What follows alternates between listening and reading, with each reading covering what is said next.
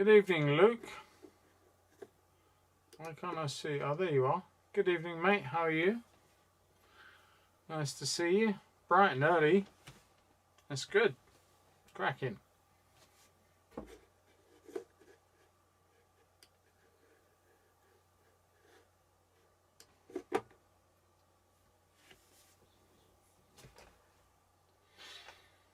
You're the only one so far, mate.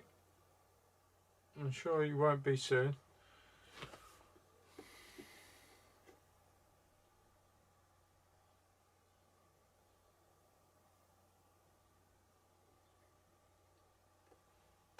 Good evening, Michael. Nice of you to join us. There seems to be 7 or 6 or 7. Was 7, there's now 6. Right, well, that's good. I don't know who the other ones are, but there's certainly 2 of you that have come on to say hi. Trying to get everything, make sure we're all lined up pretty much to go. Good, good. Okay. Joanna, good evening from California, or good afternoon, should I say, from California. Thanks for joining us, Joanna. That's very good of you to take the time out.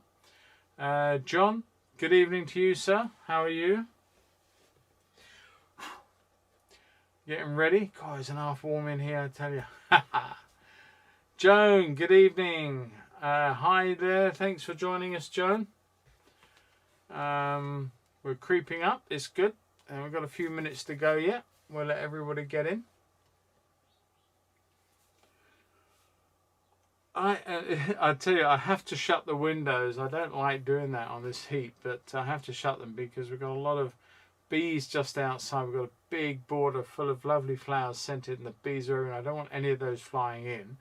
And at the same time, we have a very noisy dog next door, which I'd rather keep quiet. So I just keep those windows shut, of course, and then the temperature starts to build up. It's one of those things. I can't win one way or the other. Okay. We're just waiting for 1 or 2 more people.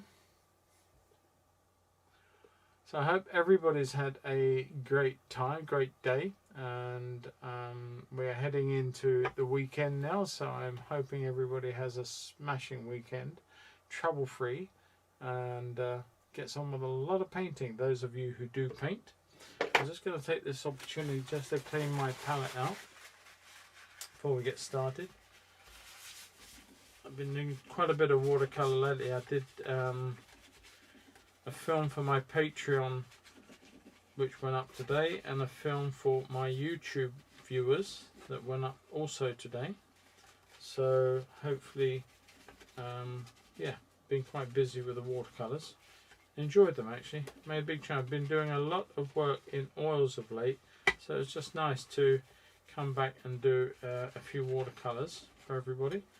Get rid of that. Derek, good evening to you, and Ben, good evening to you, sir. Just waiting for a few of the regular ladies to turn up and we'll get on. Sorry if I'm a little bit yawny. I do apologise to everybody in advance for that. It's so hot in here. I'm falling asleep before I get started. But anyway, right, okay, so where are we tonight? We are looking at a watercolour, and for those of you who don't know, this is a 300-pound Archer's paper, and it's a rough surface. Now, it's the roughest surface that we can enjoy from a proprietary made board or paper. Of course, you can always go out there and find an independent paper maker that can really do a rough surface paper, and I have had a few come through my hands over the years, but this is probably the sort of the roughest you'll find of a proprietary brand. In this case, it's Archer's. It's 300 pounds, which is not to be confused with I forgot what it's not to be confused with. Oh my lord, what a night that is. grams per square inch, or whatever it is. There is another figure that we often get confused with, and GSM. That's it. That's the one. I knew it would get there in the end. And not to get confused with GSM. GSM is a much bigger figure, but it's grams per square inch as opposed to the poundage. And so you go by the pound, and this is 300 pound. Very, very stiff, very thick paper, and allows you to work on it for a much longer period of time before it dries up. The thinner, the lighter the paper, the going back from 200 down to 140, which is probably the general state of many art pads and papers that are around. And then you can go way down in the cheap end and start looking at 90 pound paper, and that sort of looks at a piece of water in the distance and just cockles like that and says, I don't want nothing to do with you. So really the better the paper, the heavier the paper, the more working time that you've got. I do apologise for my fingernails. I've been working in oils as well today, and I've got a load in my hand, so you must forgive me for that. Anyway, so right, now the subject for tonight. What we're doing is a lovely little countryside, very quintessential English. This is an extremely old bridge at Bodium, at the bottom of the hill. And if you, as you're looking at this photograph, if you travelled right across the bridge, you go up past the castle's entrance, and if you go left, you go up the road and you come to a level crossing, which is the East Kent Kent and East Sussex Railway at the Bodium station. And I've had a lot of fun on there in the past, dining out on their Pullmans, which was a wonderful evening, or afternoon in my case. But yeah, so great. So behind, or to the right of where I'm standing for this photograph, is the wonderful Bodium Castle, set in its own grounds, of course. And this river is part of the River Rother, and it's very heavily weeded at the moment, but it is normally a little wider than that. And you can see our little bespoke fisherman sitting there ready to go. Yeah, so that's all I've used A4 copy paper for now. That's all I had to be so careful, otherwise I ended up like holy truth. Yes, I can totally get that. A4 photocopy paper does not make the best watercolour paper in the world, John, has to be said. All right, well, I sort of dithered long enough waiting for people, so let's just crack on. This is going to be a very, very high point here. This is roughly somewhere there. I'm looking at it, and I probably may even go a little higher with the top of my bridge up there. And it's segmented. There is a long side that comes down. Look at your angles. One way to do that is to put your pencil on the angle of the subject you're drawing. Now, if I put that, I can't put it on the photograph that you can see, but it's roughly that sort of angle. So you've got a very, very shallow angle coming off the side here on this part of the bridge, and slightly steeper down here. That's the sort of shape that it is. There are 3 arches on this bridge and 2 center pillars. So we're going to put those 2, just indicate them for now. And let's put our first arch in and watch how far up it comes. You've got a little piece there, which is a little corbelling and a little design in the wall of the bridge, like so. Now this, I don't know how old this bridge is. I don't know if it's as old as the castle, or its origin certainly probably would have been. Whether this current build is that old, I doubt it. Having said that, it does have an interesting fact. It's not the fact that I happen to know all these. I think I've got to make a little amendment to this first and foremost. Let's just take that out a little further before it comes down. I do feel that I haven't got that center span wide enough. I come out to there with it, and then I can put this in and give that a bit further, something like that. Something of that nature. Give that a nice bit of curvature around there and back down. It's a nice arch. It's not a deep span, it's just a nice arch. So we do need to have enough of each side to make that look correct moving forward. And the same on this side here. So there's our center section. And then we have these 2 wonderful balustrade pillars, or buttress pillars, balustrade. I don't know quite what they are, but they are supporting the wall on each side here. Now, as I say, there was an interesting fact about this. Can I move the reference picture down a little? I can, but then it will obscure the palette more. Okay, let's do just that. You're not losing or gaining anything, but you are now losing a bit more of the palette. So I can tap it back up or move it back down. But that is the whole picture, Ben. It is just above the... I'll check actually from my reference. Yes, there may be a slight loss at the top, but I don't think it's nothing that I can do. I think it's just the way it's come in. So I will put that back up, sir, and that way you get that little bit there of the underneath. Okay, so I'm going to carry on and refer to my reference once again. And you don't see too much of this other arch. It does come off very, very shallow again, somewhere like that, and goes down. And this one is lower too, and that goes out that way and comes down. You see more of the fullness of this arch on this side, because obviously this side is almost straight onto me, and I can't see too much of that extra bit. You see a bit, but not as much as you see in some of these other two parts here. And of course this one here you see quite a bit more. This one you see a little bit of. So that's the actual width or span of the bridge as such, and we're going to take that all the way down. I think my little arc there is too steep. I'm going to take it this way. I think it needs to come up a little bit, and therefore I can gain a little height on this arch as well. Now some of you watching this may well know this bridge very, very well.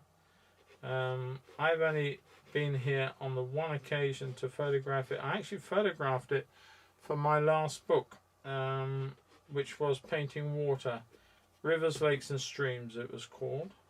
It's still around, and that was done in acrylic for the acrylic painters out there.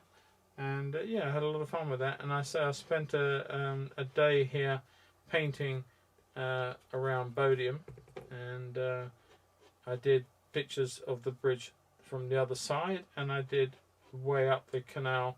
I walked out and did some of the other stuff out through there.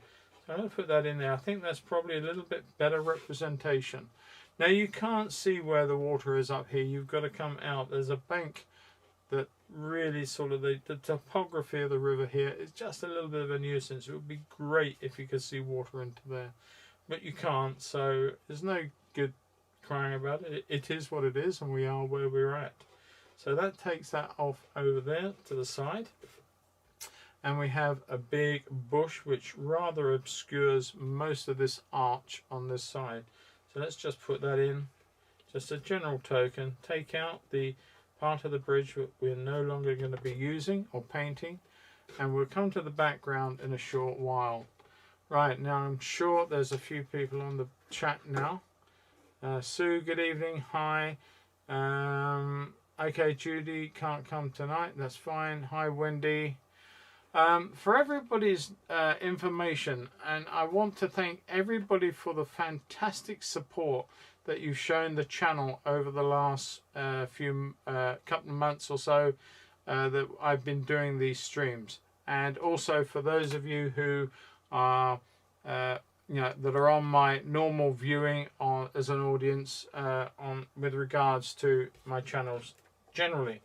I just want to thank you all for the support, because I have been barking on a little bit about monetizing the channel, getting very, very close. Well, I have to happily report to you that as of 2 days ago, or not quite, the 25th actually, we surpassed the second milestone that a channel needs to get to.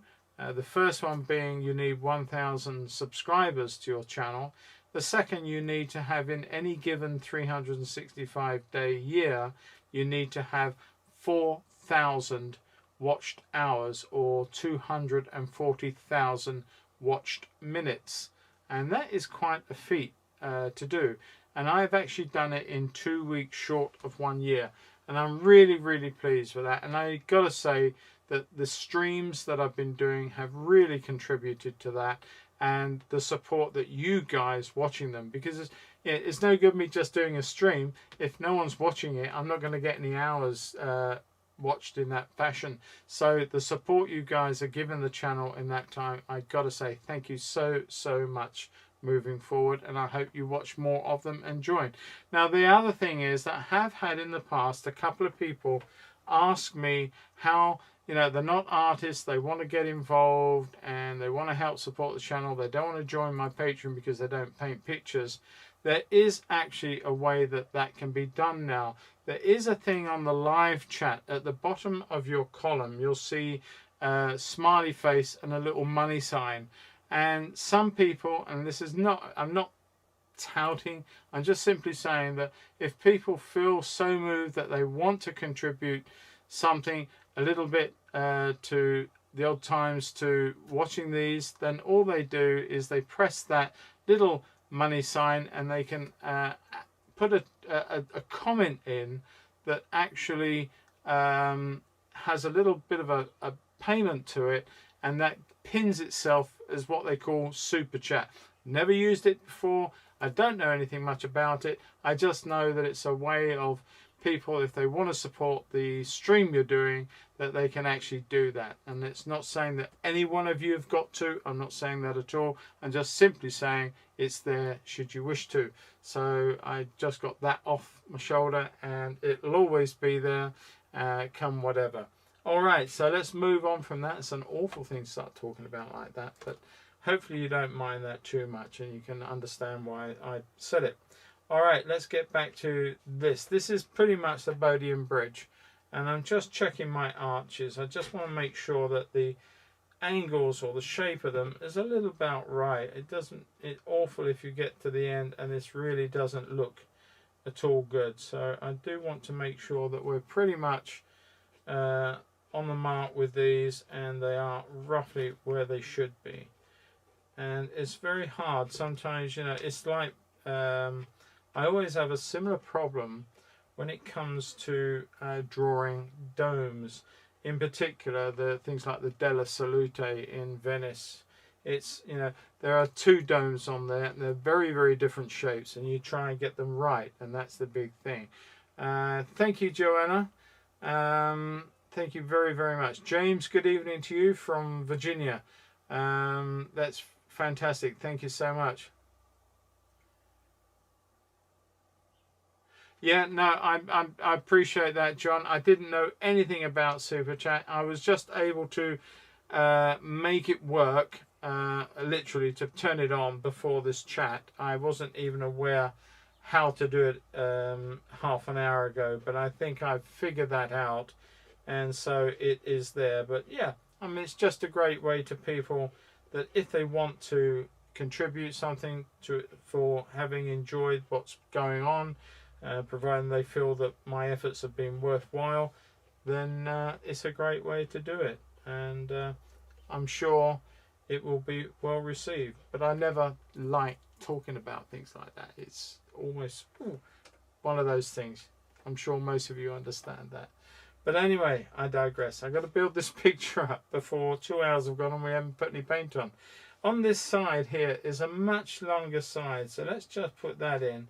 Let's take that down a bit. Now there is a lot more brick here. Let's give that slightly shallower look just to there. Come back through like so. And that got a nice big lump of brick on it. And there's really, it's overgrown here. And it goes all the way along here, pretty much along the road. This obviously the bridge and the road and what have you. There's a secondary piece of clump or something there. And we've got a little shape out in the field, and now we're going to start designing all this. But before we do that, I want to put in a bit of a stopper here, which is going to be our taller shrubby tree thing. There's a tall one even, so right off, I'm going to take that to the edge so that we're not worried about what's going on from here to here. Let's take that off to the edge, and make that the way that people stop going out of the picture that way. Similarly, we have a very similar thing going on over here. There's another shrub, so we're stopping people exiting the picture in one side or the other. There are taller trees. There is quite a wooded area here. There's one there, and these are all background trees, but they do look very, very similar in value to these ones. But you do have to cheat. You have to lie about what you're actually seeing. That's quite a shallow mark through there too, a little shallower than I first allowed. It's quite deceiving, some of these angles. And let's just put that in through there, and that is part of the tree structure that goes off at an angle, and that is the buttress there. Now I did start to say, Mark, good evening.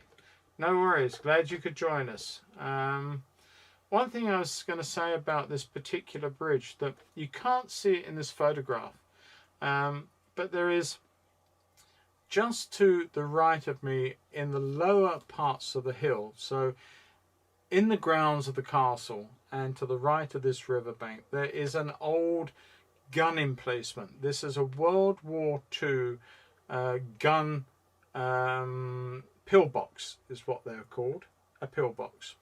And it has several positions, slots, gun holes that medium, I don't know what type of weaponry would have put through that, but not a normal machine gun, but something a bit bigger than that.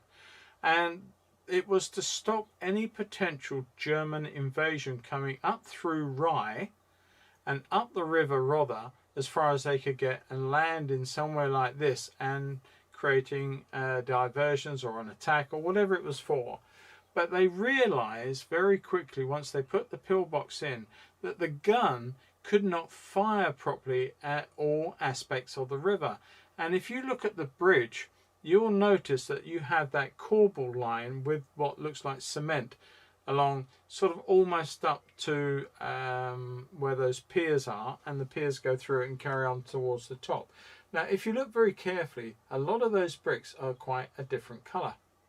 And the reason that is that they realised during the war that they could not shoot the guns up that part of the river and maintain a good defence. So what they had to do is they took the entire wall off both sides of that bridge, right down to that corbelling that you can see in the photograph.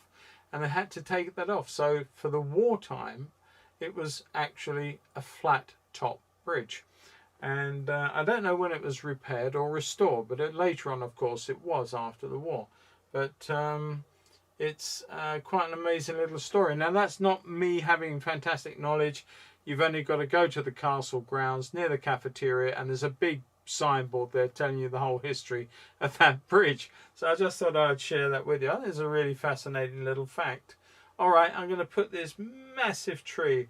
Now this massive group of trees actually is about 3 or 4, and this one here is the first one you come to as the river meanders up through the countryside. And then there are loads more going down this way, going away from me, and there are as many coming up this way away from the river and to these taller, more populars, I think these would be along here. I'm just going to suggest them. I'm not going to put them in. I'm just going to suggest them, and that's all I need to do. I've just lost all my reference. Bear with me 2 seconds. Just going to run back and put that back in. Come on, right, there you are.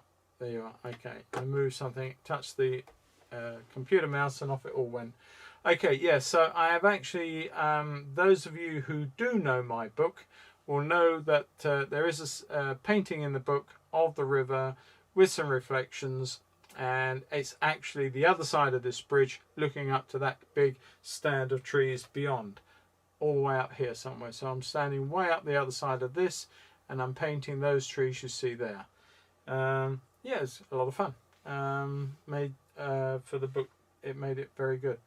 All right, so there is a lot of growth across here. It may even be down now. I don't know. I've not been there for a couple of years or so since I did the book, but there is a very thin channel of the water here, and lots of reeds, and then it sort of brings out from the bank in little areas, little sort of facets, little inlets, as it were, and that comes down to a large point here, something like that, and back in again, and we have a lesser one through here, just little shapes, and then we have another one through here, and this is of course roughly somewhere here.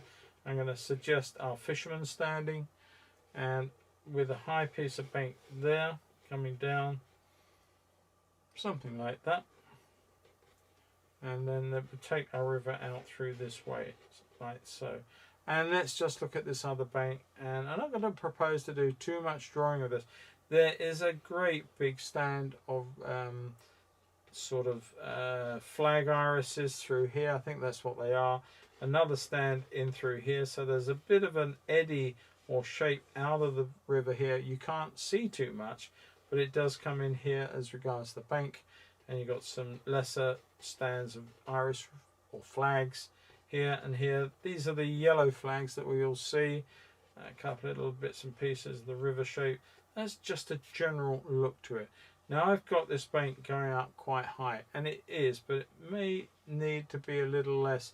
There is a high walkway through here, and then the bank goes up a little bit towards the castle. So on this side, let's just look at our man. Let's just see. He's got a very long fishing pole, which I'm just going to suggest it like so. And he is holding it all with one hand. He's a portly gentleman. I hope he's not among my viewers. But there you go. I'm just going to stick him in. Just a general shape. Easier to be done with paint, to be quite honest with you. But I'm just going to do it for your benefit. It's just to show you roughly him, his size, like so. Just check the anatomy and check the size of him. As I said, he's quite a portly gentleman. I've probably not given him as much of a tummy as he has in the photo. So if he is watching this, I'm sure he'll be very, very pleased at that. And just put it in like that. So there's our fisherman. And we have our very English scene. I think that this area up here does come out a little more than I've allowed it. And this gap up here seems to come out rather more too, closing off this little space here just before the arches. It's a sad case that these aren't sort of out the way, because they do tend to just sadly block the view. But I'm trying to paint this as it is, and that's the way we'll carry on. Now you can start to see the bank the other side. There's a little light area, but it's mainly just heavy bank. Okay, so our drawing's pretty much done. There is a couple of contours up here. We've got a very high bank that comes there and then comes way down through here like this, levels out a little bit, and a little bit more stuff going on, and comes into that area right here, which is a huge nettle bed by the looking at it from here. One or two other shapes, these lovely red, I'm not sure what time of year it was I went to here, but there's these weeds that sort of flower seed as green, and then they die off and becomes very, very deep dark red russet colour, in terms of, and I know as kids we used to go along pulling off all the seed heads and throwing them at each other. Don't ask me why. It's what we did as kids. Hopefully I don't still do that now, and if I did I wouldn't tell you. I'm going to put in a little bit of a block here. There's a couple of blocks in there and there, and I don't know what these are. So little black holes or something in the makeup of the bridge. I don't know if they're holes or whether they are, probably, I'll tell you what I think they are. My memory serves me, they are actual ties of plates into the brick. Now, for what, whether or not, if I had to guess this, I would have said that that has got one on the opposite side of the bridge, and I think that there is some sort of very heavy rod that goes through to tie the bridge together, because it is a really old bridge. I don't know its date. Any one of you can probably look that fact up very, very quickly. Okay, our drawing is done, so now let's look at what we're going to do. The sky in this picture is quite boring, has to be said. It is. Now that's not because it was a bad sunny day. It was a nice day, but the camera has exposed for all the ground, and it finds it very hard to expose for light areas because of that. So I'm going to create them. I'm going to put some cobalt blue down. I'm using a big thick brush, and it's an Escoda, which is, I think, one of the series that Escoda brought out under the name for Michael Spookvik, who's a very well-known Australian now, certainly, watercolorist, that most of you who are watercolorists will know the name, I'm sure. And if you don't know the name, shame on you, look him up.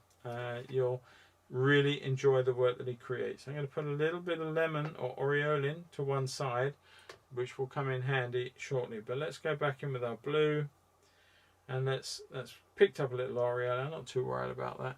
Now let's just come in with a nice heavy wash. Well, I say heavy wash, a wash. It doesn't have to be a heavy wash at all. And I'm going to let that come all the way down into the trees, and that can come as far as you want it to, really. And it can, you can take it all the way through and all the way down. Now as it comes down, if you want to, quite happily you can bring some green values into here if you want. That's not a problem. It will help matters, but it's not overly essential. Now I don't want too much of that in my water. I would like that to be maybe a little bit of ultramarine violet. So I'm going to stick that in through the center there, just drop that color in, let that come down, and let all this bleed together like so. Come back with some of the greens, and through our portly gentleman, take some back into there. And this is literally just an undercoat. Quite a strong green, but not too bad, not too worried about it. We can actually bring some of that into there at the same time, like that. And it gets quite green in there. Let's bring some of this down. I've splashed some green over there, but I'm not too worried about that. It is what it is. Take some of that through here. Got a little bit sloppy with it. Okay, let's just bring some back onto that area, because that is still part of. Drag some through there even, it won't hurt. And let's come in with our ultramarine violet, and let's just bring that into the bottom of our river as it comes away from us. Now I haven't put this section here as broadly over as the photograph may suggest.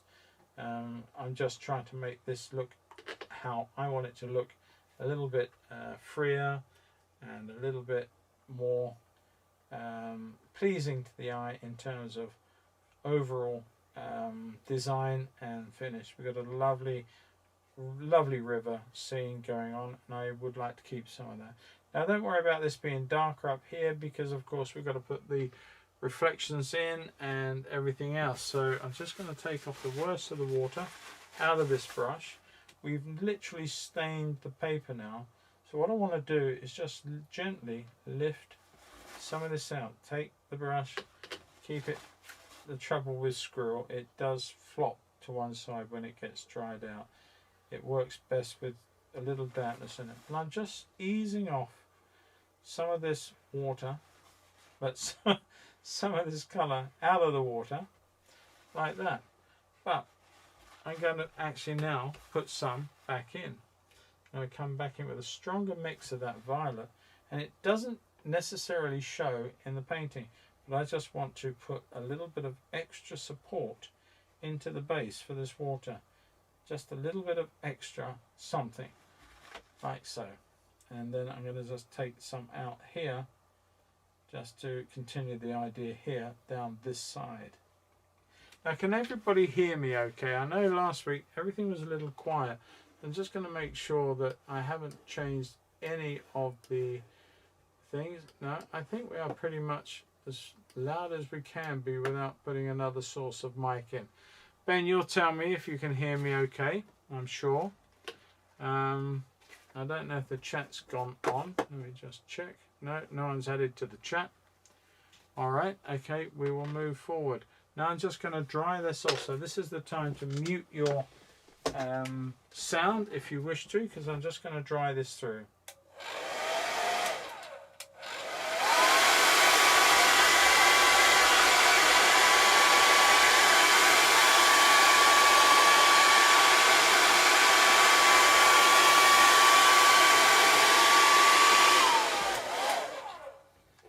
Having put that through, I've just stopped drying it for a second or two. I'm just going to lift some of this back off the bridge actually, and I'm not going to use that big brush. I want a bit more control, so I'm going to come in and I'm going to use a smaller round brush. Just want to lift some through here because the blue will taint, of course, my red brick, and I would like to have a bit more control than I've allowed.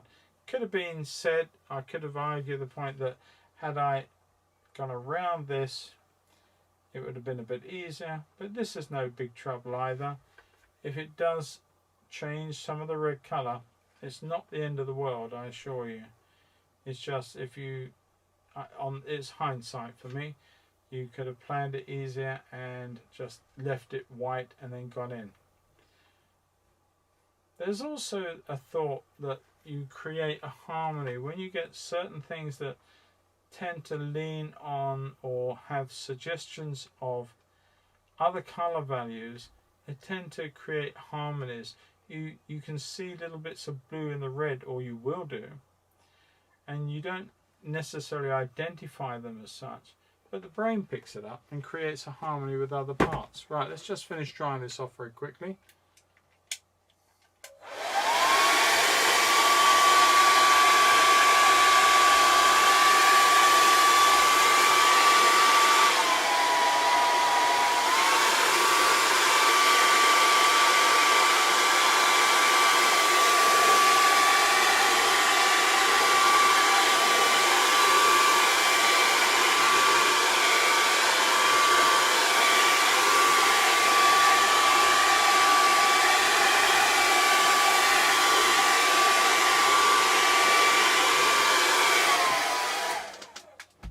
Okay, that's good. We can move on.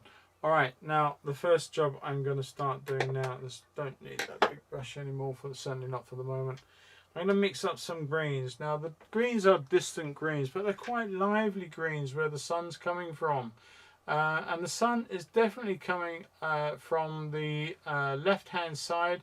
You can see that in the trees and the shadows and the side that are lit by the trees in the distance.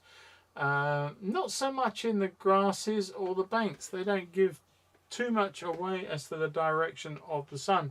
But if you look at the gentleman fishing, you can see definitely his tummy is in shadow, his arm and his head and everything else on his back is in a lot of sunshine. Sorry about that.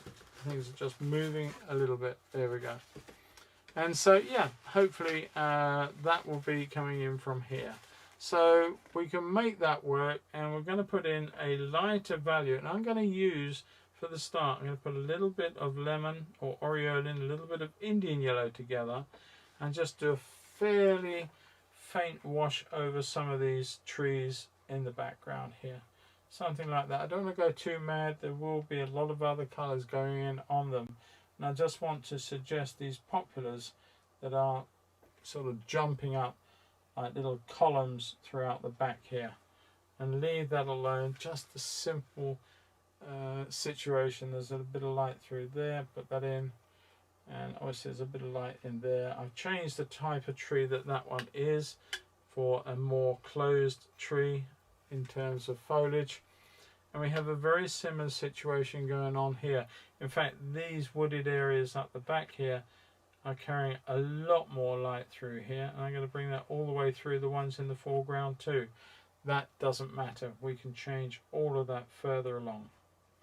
Let's just bring that down, and we've got literally a first coat on our trees, distant and middle distance, both of them.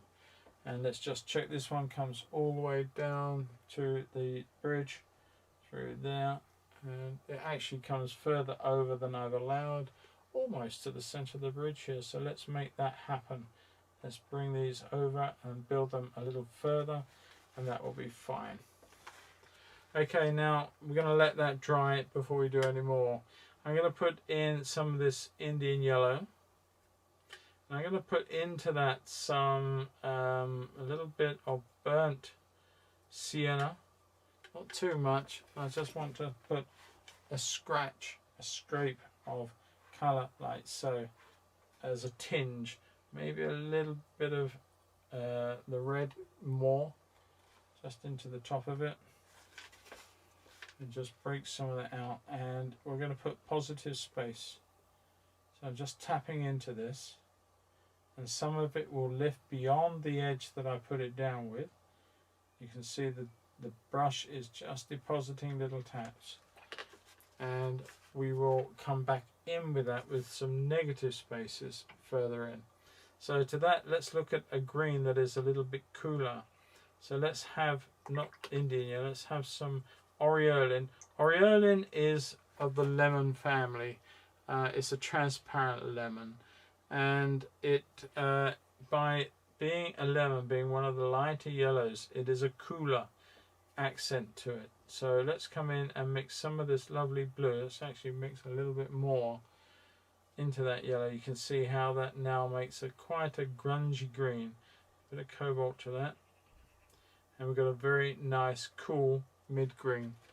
And let's come in with the first layer towards our hedgerow that runs along the bank.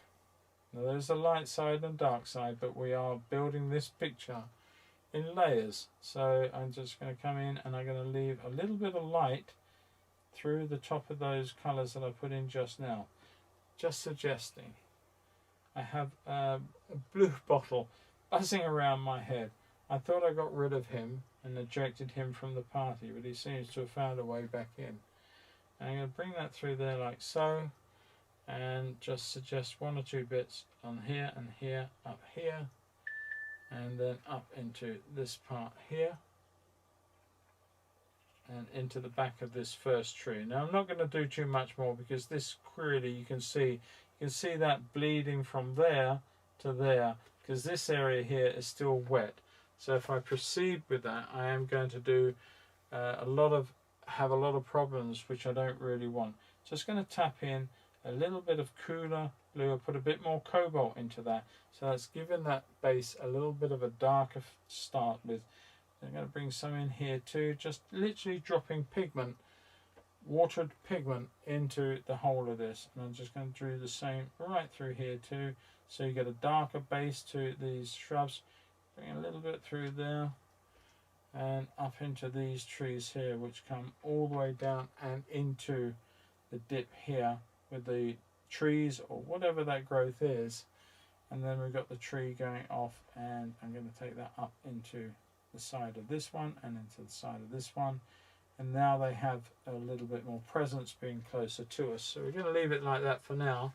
And we'll come back. We're just going to watch some of these edges that we don't need to do too much to them, and they will get a little darker. So let's add now some ultramarine blue to that, and let's make that even cooler and grungier as a green. And let's just tap in right at the bottom here, and we're going to tap in and use some of this as, again, negative spaces, so that you can start to see that there are lights going into the dark, because I'm using the brush and I'm creating, or leaving, should I say, I'm leaving lights into there, so it looks like there's a real flush of light going through that section there.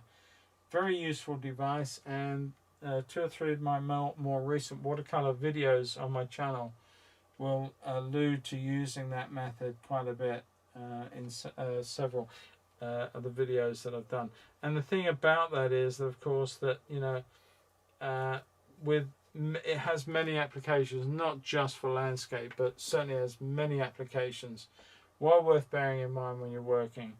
Right, let's now think we can put in a little bit of dark through here and let that go down and away along the top of this grass, and leave it like that for the moment. I don't want to go too far. And I'm going to come in with a different green. I want to put a little bit of phthalo green to that. Doesn't look right. Put a bit more lemon to that. Just test it. It looks about right. I don't know what the grass is here, but it just looks right. So I'm just going to bring that down through, quite scratchy, quite dry brush in many respects, and let that come through to the water or the water's edge. And if I leave one or two spaces with the colour of green underneath, that's fine. There was no point really in putting one green on only to completely cover it with another. So it has a very good way of just allowing that green to blend and show some lighter ones from the previous wash coming through. Okay, I'm going to just bring that down so we get no surprises moving forward. Take that to the edge, bring some of that through here as well, something like that. Oh, get that off. Okay, and a little bit up there, I don't want, and there. Okay, how are we doing? Time wise, where are we at?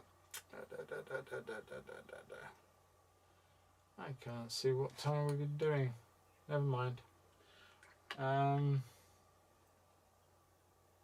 looking on there doesn't help either. We started around 7 and we're probably about 40 minutes in. Alright, that's cool. So we're going to let that settle off now, and we like this area here. That's not so bad. I'm going to use, I wish I'd actually saved a little bit of the other blue. I'm going to come in and I'm going to mix up a little bit more of that green, quite strong green there. Take some over there, put some blues into that. Here goes our neighbour's dog, just fired up for this evening calling session. It's a little lap dog, bless it. Alright, that green's a little bit too lively, so I'm going to come in, I'm going to put in some ultramarine violet, just to take that and get rid of, see how that just takes that away from that beautiful green to now a much more muted, cooler green, which that will have little areas and pockets coming up with light and sunlight, and it comes down, it's a little darker down here. It really gets quite seriously dark on this side, so I'm going to put some of that in. Leave one or two little areas, like in here there's a little dark section that goes up. We can soften that effect, and we can leave this coming all the way down to the bridge like so. And that's great, because now we're going to be able to leave a little bit of light at the top of this bridge as a highlight, and that's terrific. That's really a godsend that we can do that. Leave that like there, and just bring in a little bit just to finish this off. And again, like I said, it doesn't really make a great deal of odds if you leave a little bit of the odd bit of green popping through, because there is little pockets of green in the whole thing that are still showing through here. I don't want to lose all of them. What I do want to do is just soften this in here, so let it bleed and soften a little bit more, not as conspicuous as it was, and the same thing to one or two areas in here like that. Just a little more water just to soften their effect and let them bleed into that other green. Tap a little bit off, there you go. That's fine, that works. Just want to soften this one in here. Now the local seagulls have started up in force. Can't win, can't make this up, can you? Okay, and I'm just going to come in and I'm going to suggest the bases of these lovely poplars that are way off in the distance. Like so, hopefully I get the idea and make them look the sort of splendid open form but very narrow trees that they are. Hope that's not too out of it. Two other colours, they're not exactly just little plumes, are they? They've got lots of little areas coming off of them, and then they sort of join up a little bit at the bottom. There's other stuff, I'm sure, other foliage, trees, shrubs around the bases. This one's quite a large one, so let's actually act upon that a little bit more. It's got a bit more of a head to that one, but leaving lots of little what I call sky holes popping through, the sky popping through, lots of little areas, even some of the lighter greens popping through. A little bit of dark here and there, a little extra dark than I had. Just coming down in here.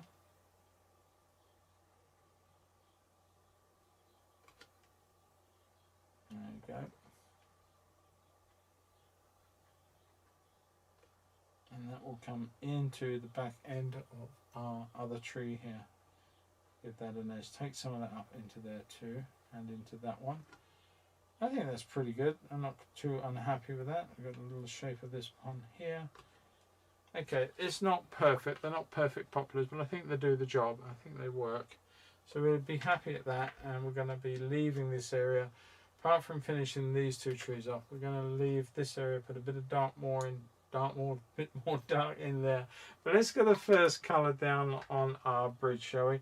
I'm going to go in with an orange, translucent orange, predominantly. And I'm going to come in with some reds on that a little further in. So now I'm going to put this colour in, but I'm going to be mindful of I want to leave a little light top all the way around. I want to try and leave a little light at the top. You don't see it too much over here because it's down against the sky, so that top becomes quite silhouetted. There is also a little bit of a light top to this pillar. I'm going to bring that all the way down through to there, take this all the way this way, and that gives our bridge its shape, moving over there like so.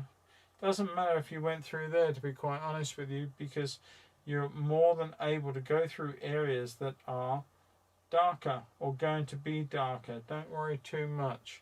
Now, I have lost the little top to the corbelling, not too worried about that. It's a generalization. We're not going to, worry if we lose a little bit of something like that. It's not the end of the world. And we can actually probably save a little bit of that anyway when we come back to put some darker values in on our bridge overall. So there we go. I'll leave it like that. An annoying fly, get away. This is not one of those dastardly blue bottles, but this one's been a bit of a pest. Lift a little bit out there, which I missed. Just take some back. I'm not going to lift it back to white. I've lost the white. I accept that. If I can just lift a little bit out, then that will be great. And we'll leave that as it is right now, and we'll come back to it. I'm going to have a little glug, if you don't mind.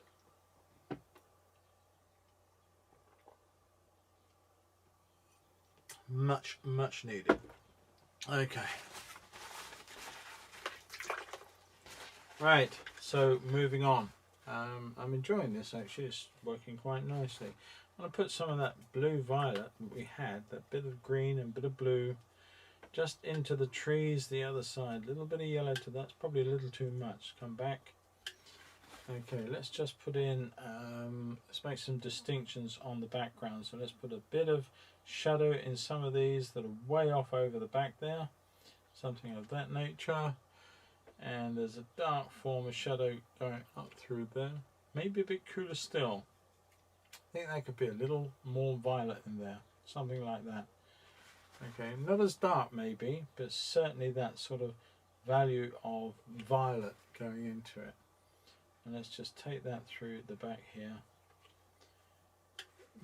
Not too much of it. I want to leave a lot of that, and I want to leave that there. So I'm going to just make that come to somewhere in there like so.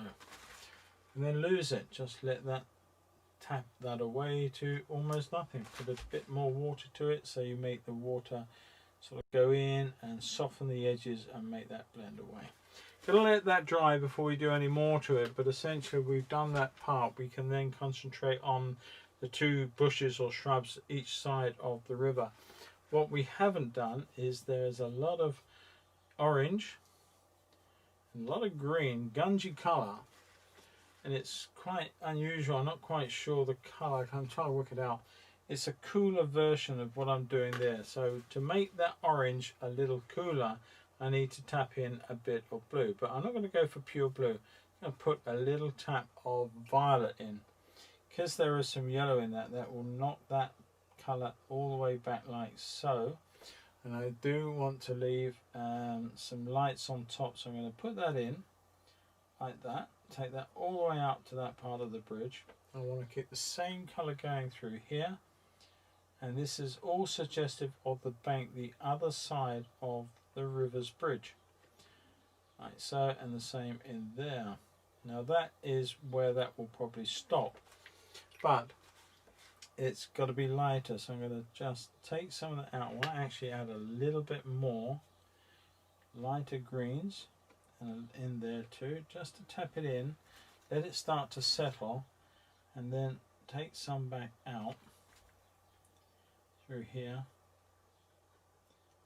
So that will lighten up, especially against the darks, and when you put these dark sections in, they will pop.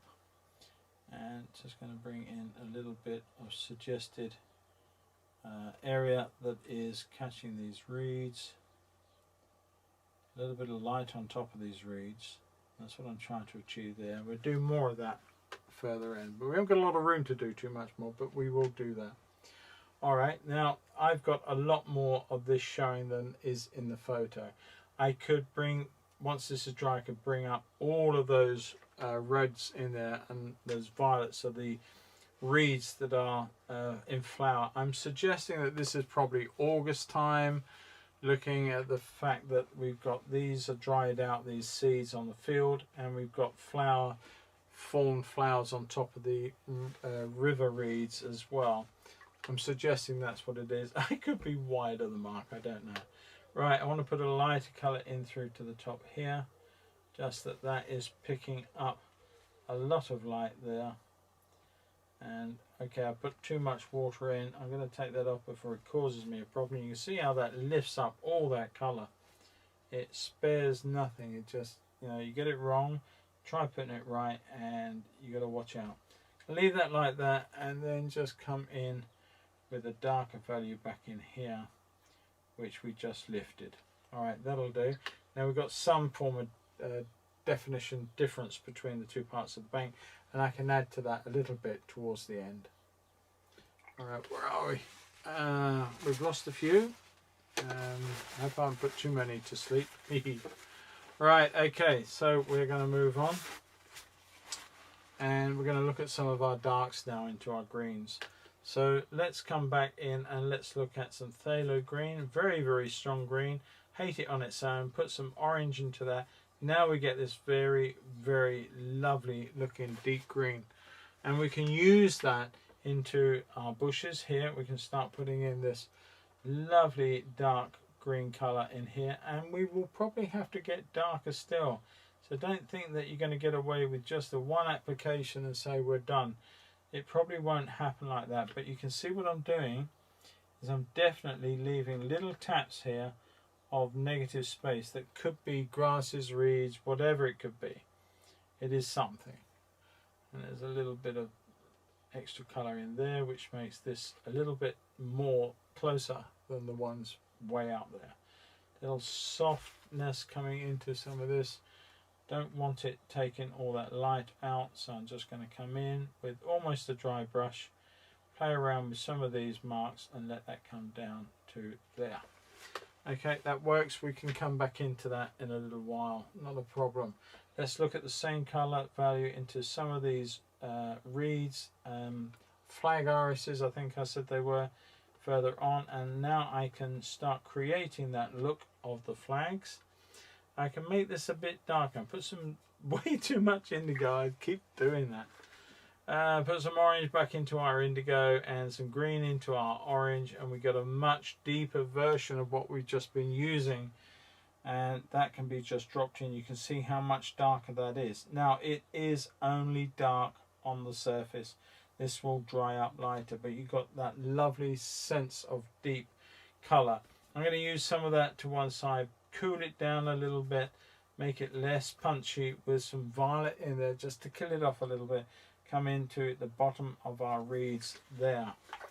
Dry off, leave an edge here, try and work the negative space, let that come across and work into some of the tops of these reeds so you get still a sense of light across them, and there is a distinction. And then we can do very much the same thing here. We can use this dark up into here like that, coming up and jumping up into this area where it is nice and dark. In fact, it could even come a little dark in one or two places. Just dropping some of this other value into it like that. But you can see I'm always mindful of what's going in at the bottom. Yes, we're looking at the top. Here we need to be looking at little taps in here that are suggesting that there is an undulation of mark before we hit the water here. So there is the bank, and it's rugged. It's got lots of growth, and you can't tell where one bit starts and another bit stops. I want to put in a bit of magenta. Let's clear that top tray out. Mix up some magenta. Lovely colour. Nice blue-red. And let's just run that in over the top here. Now I don't know if this is going to work or not. I hope it does. This is sort of, to me, this is my little seed heads of the reeds that run off over the back there, like so. When that dries up, I'm hoping to do a negative thing on that. I'm going to try and lift out one or two here. I want it darker there, but I'm trying to lift out one or two bits here to suggest that there is a bit of light even with those coming through. Like that. Leave it there, let's see what happens. Let's carry on with our riverbank.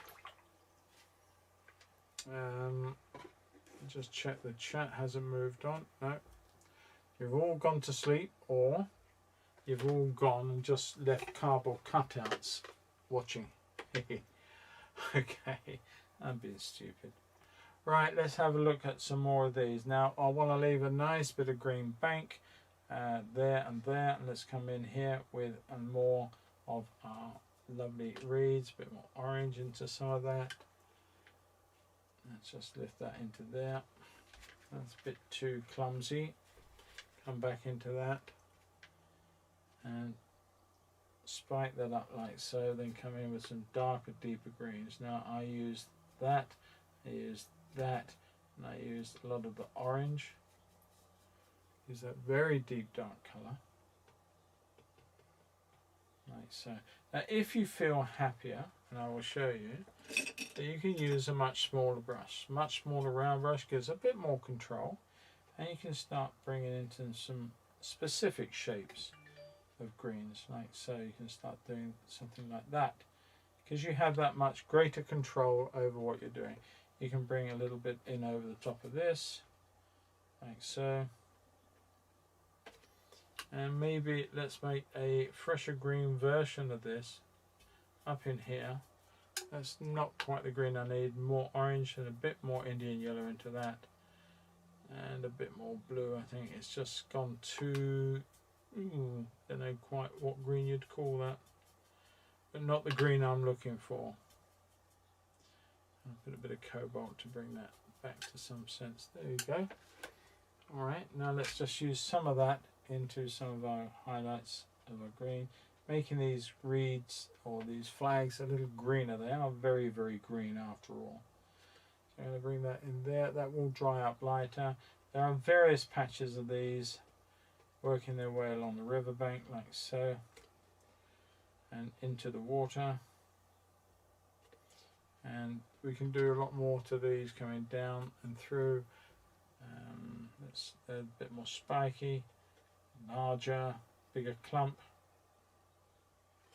like that, and they sort of growing up into the little ridges of the riverbank, and another one through here. I'm just going to start suggesting that one, but I'm not going to finish this one off. I'm just literally just pumping that in very, very quickly, scratching it there, and we can work on that one further on, because what I want to do now is just finish off this area here using some of these same darks in here.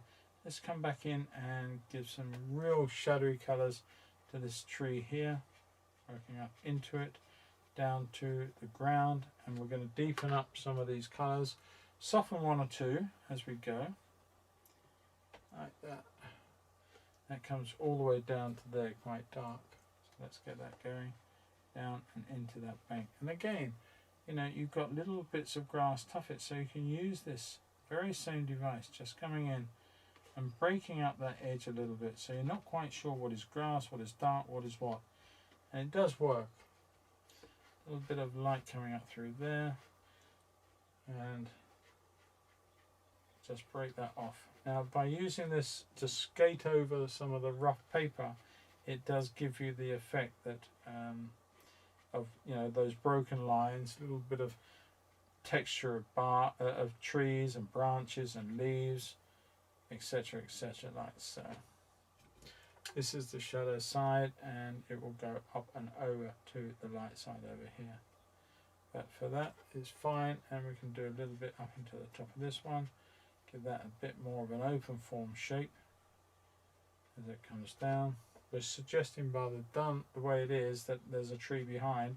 In fact, the reality is in the photo there isn't, but to me that's fine. I'm going to leave it like that. It still works as like a doorstop to stop people running out the end of the painting. A little bit of yellow, a little bit of the green, very, very dark green coming through here, and then it starts getting a little lighter.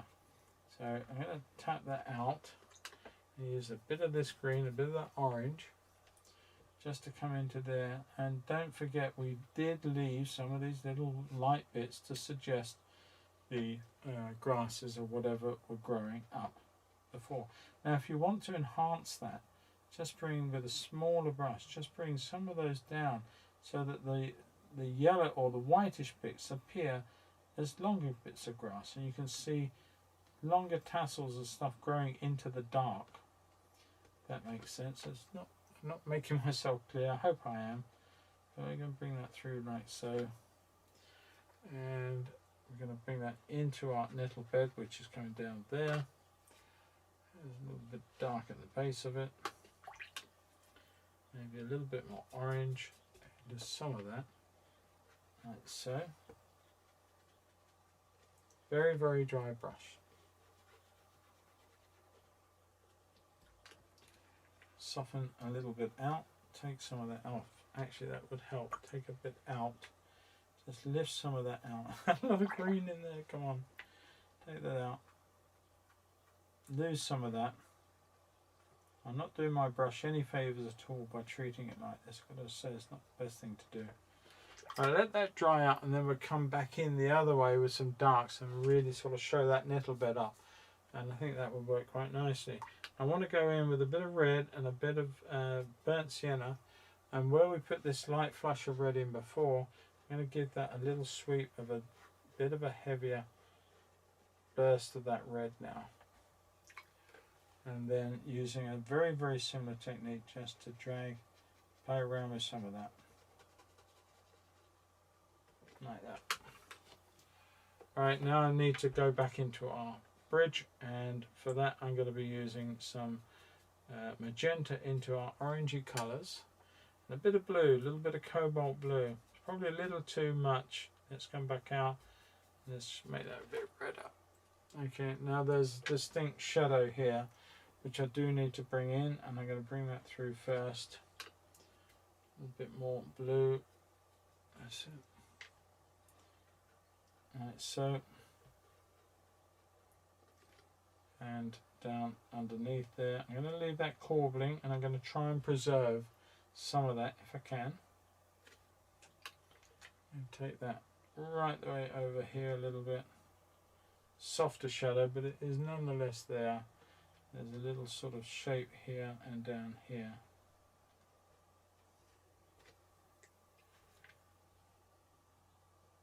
It's not a strong shadow, but it is there.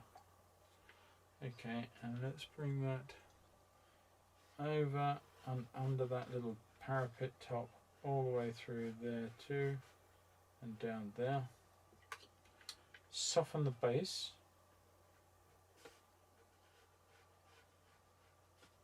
Soften this mark too. Okay, and I'm going to do the same to the center.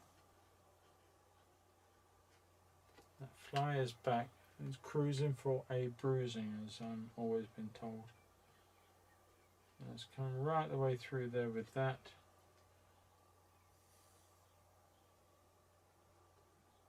Another shadow down the side of that.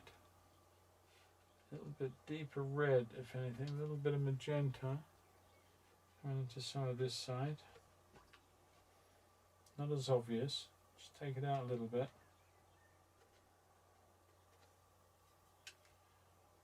and down there as well.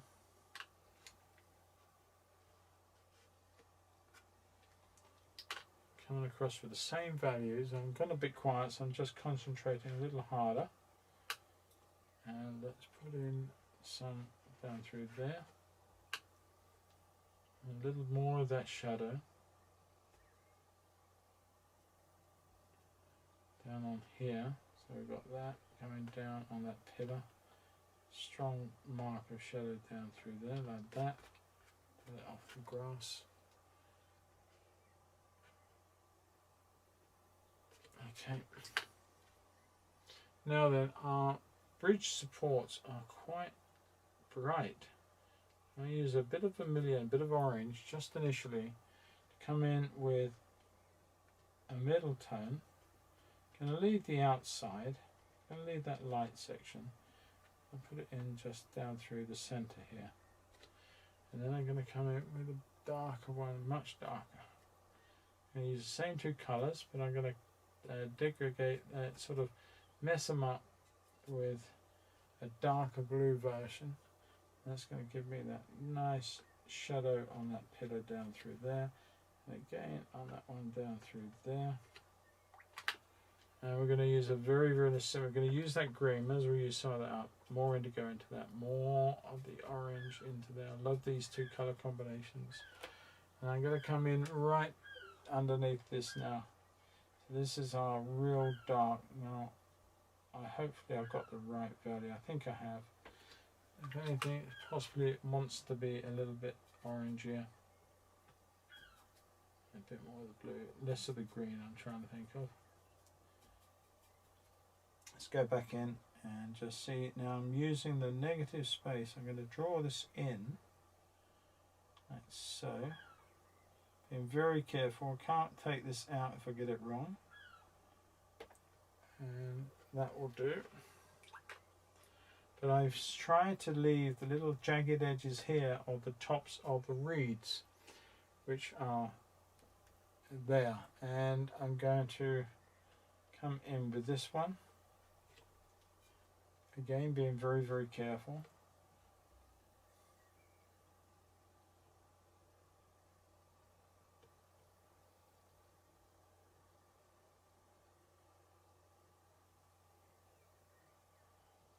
Jagging it off into those reeds, like so, and taking that back up.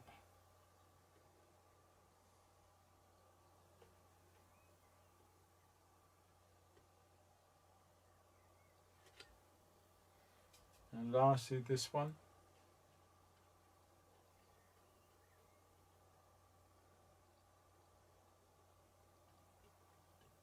Now this has got a lot of stuff there as well, but it's not reeds. So I'm just going to make that like the grasses. Put that to there. There we go. I think that probably covers it almost anyway. I will put in a blue violet, bit of cobalt, bit of ultramarine blue. If I've got this dry enough, so I'm going to go underneath that corbling to give that a bit of relief running through. Along the top here as well, down that side. Okay, and just pretty much leave it at that. There is slight discoloration as I tried to do earlier on that bit of paint. I'm just going to make a bit more of that now and suggest that there is the river bank the other side. Again, a little bit something there and maybe just a little something in there. That works. Leave it like that, you don't need to do too much. Okay, right, now then, I do need another glug. Judy, good evening to you. Thank you for joining us. Now, we have been going for an hour and 11 minutes. So I am mindful of that, people. And I want to put in a little bit more around here. So I'm going to come in with some of our greens. And I've got to say, I'm never a great lover of painting too many greens. But in something like this, you really cannot do anything but paint lots of different greens. But it's how you paint all those greens that really work. Or work against you. I'm just going to come in. I don't want to lose all of that lovely light green that I put in earlier, but I do want to change some of the emphasis, some darks and lights around him, like so, and bring that through to the water, and a little bit of lighter green up through here, just as a suggestion, nothing more. We're just suggesting that there's a change in the contour and the colour. Different type of grass, maybe going to bring that, sweep that down through like so. Strong statements if you can, like that. Broken edges, and this is when you can start doing what I've been doing. Is you can start doing something like that. You get the positive and a negative almost instantaneously, and you can use that. You can do this again, positive and negative. The reeds and that are growing on, and they come down to there, and you get the same thing going on over here, and you get darker ones. You can put some more greens in, some yellows, some green into that, and we can put some darker values in here, and you get that lovely shape forming of all these different reeds. And you can do the same thing. You notice some little pinky flowers going on in there. Let's get some of these darker greens in here around where this chap is standing, little taps, and there's a lot of wildflowers going on in this meadow. Where was I born, bred and brought up? Meadow. And let's just change some of those. Don't want them all moving forward. Let's just bring them this way, and I want that quite dark because I'm also going to put his fishing rod in at the end with a little bit of gouache just to finish that off. But you can see how this is forming, and a little bit of lighter green in one or two other places. A little bit smaller, these clumps, as they move further away from you. Bear that in mind. It's gone a little bit too green. This is the trouble with phthalo green. It is a wonderful colour, but let loose on its own and you've got a potential nightmare on your hands. So just be aware of that. Lots of little tweaks and little shapes and different grasses, patches of grass, different types of grass, I'm sure, and the wildflowers and all these different things you can keep putting in. I'm going to tap in a little bit of magenta into one or two of these, just some pure reds maybe. Just they will lose their impact as reds, but they will work. Just a lovely, wonderful sets of colours in the field, and it really was beautiful. I'm going to put a little bit of red as an accent coming down through there. Now the red is a warmer colour to the dead grasses up on that bank, but they also act as a beautiful complementary against all the greens that we've been using. They work very, very well, so you can use that, very divisive, using that complementary coming in, and yeah, you can put as much of it or as little as you feel need. I used it there, but I'm using a few reds in here, of course. So yeah. Very dry tonight. I'm getting very, very dry. Joan, who told you about the cardboard cutouts? Ha ha. Well, I had a little spy camera going on in one of your homes. You don't know which one of you it is, but there you go. So Joan, be aware, it could be you. If you hear things going bump in the night, it may not be a ghost, it could be my little camera switching itself on and off. Alright. Oh, how silly can I get with this? Right, okay, back to the reality. There's just one or two little bits of red in here just to mix it up in the field. Just lovely. We're going to put some darker ones of this stuff in here, but look how we can just mix that up. And this field is getting very, very full of so many wonderful little bits of growth. There's some sort of reds going up into the back of some of these. We can put that in now. Then we can come back in and we can come in and deepen some of these down here. try and make them less contrived than I just did. Try and make them, because these things are, certainly as they get closer to you, they're all over the show in terms of that growth. Now I'm going to come in here with some darks first, but I really would like to suggest some of these much taller at this point, much closer to. I'm not going to do these ones yet. I'm going to leave those. They are going to be my sort of finale, as it were. I just want to put in a suggested one or two down in here. Let some of that flow away like that. Don't want to put all spikes. Let's just bring some of that out and let that paint just do what it wants to do. Now, have we got enough dark up here? I really don't think so. I'm going to come back in with some orange now and some of the indigo blue with a tap of the green, maybe a bit more yellow into that, make it quite a dirty grungy dark. And let's just check in here. Let's just come in with a deeper value altogether, and that will then work into our dark part of this shrub up here.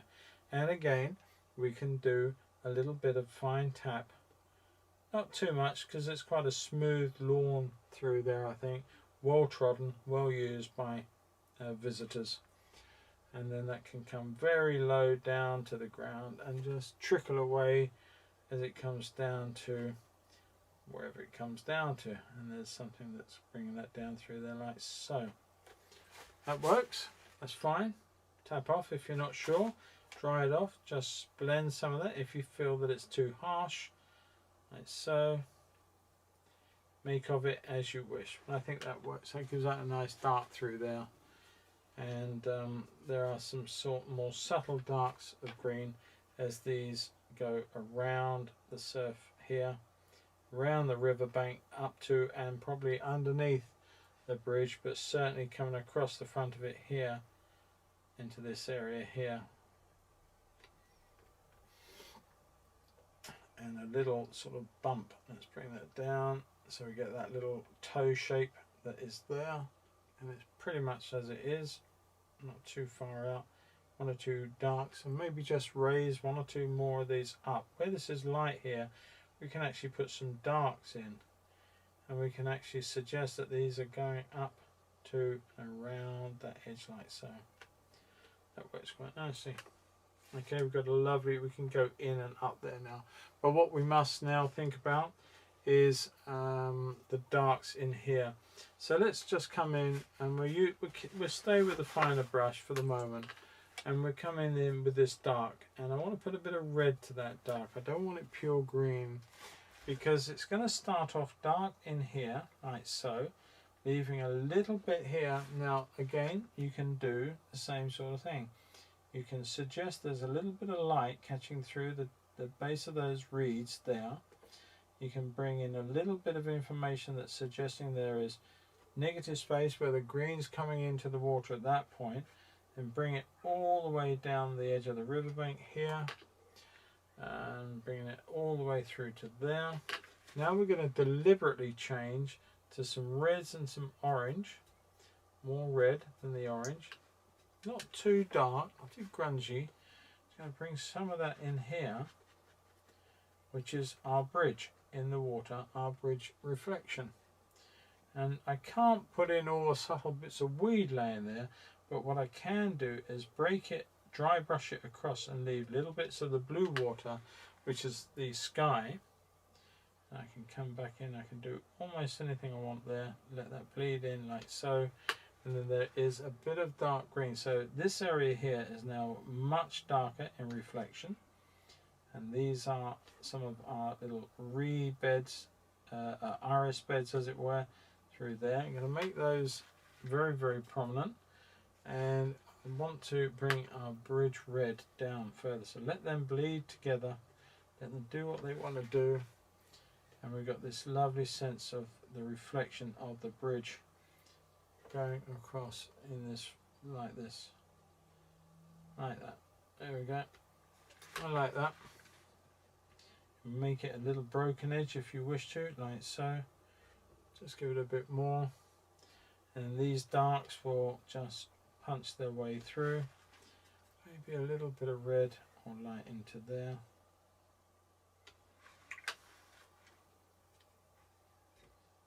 into there.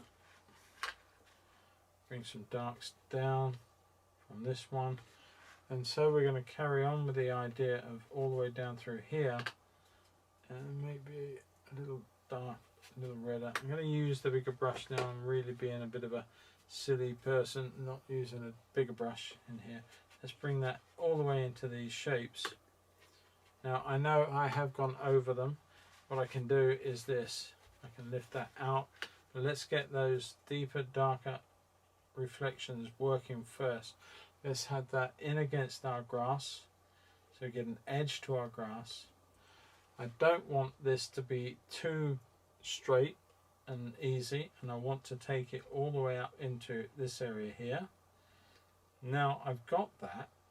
Now what I want to do, just tap some of that out there and come in with the same sort of mix that I've been using, blue and the orange, tap of the green, not too much, and maybe for this just to use the smaller brush.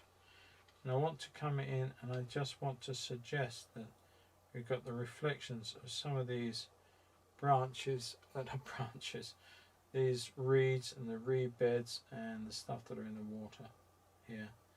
Long little flowy little shapes that are suggesting that the water's moving, and there are some lovely darker reflective shadows and reflections in here, a little bit darker where they're right up to the edge, and that can go into the bases of these just like that, and you get that lovely organic growth of dark into the bases of these reeds, and you can bring them out and very much the same way through here, just the same like that.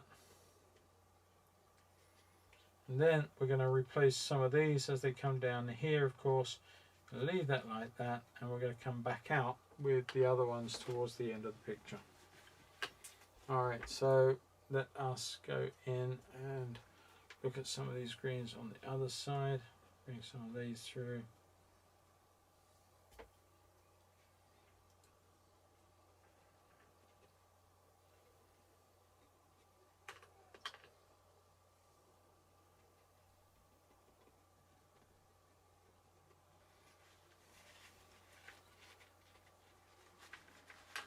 I'm going to use a bit of dark in a minute. I just want to use some negative spaces up in here.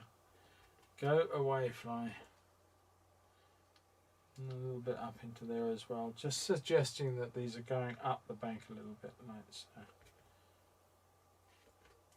Now there's not too much going on. I don't really want to put any more into that. I'm quite happy with that.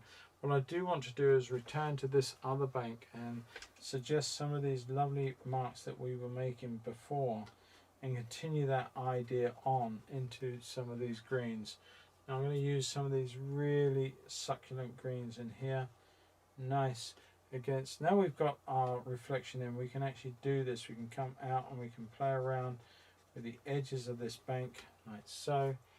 We can put some more colours and shapes and forms and marks in, suggesting green grasses, green weeds, all sorts of other stuff that's going on up in the top end of that bank.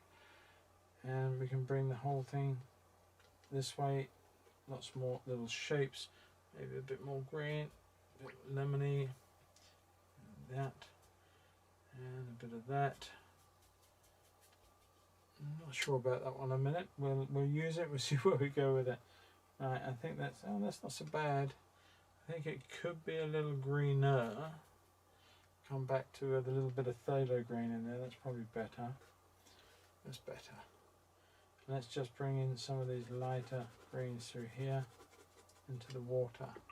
Now this is where it's going to get more interesting again, because there's a lot of mixing to and fro from one type of green to the darker types of green, a bit of red into that. And let's come out here with our shadow in this one and this one. Leaving that for a second, let's come back in with some reds, orange into that. Green, there you go. And let's just look at the base of this. So we've got a nice little section there, and we can start bringing some of the darks up into it from this point, like so. But then we can use a bit more water, and we can come through here like this, breaking it up, and let that come out. And we've got broken reeds and grasses. Do the same in this one. We can bring in some darks in through here, and we can bring that out and down, and all of these just creating some wonderful lovely lights and darks into the water, which are the reflections of this grass. Now this one I'm going to bring it out a little further, and then we can use that in the reflection light, so, and then let that come down and become jagged and little flicks here.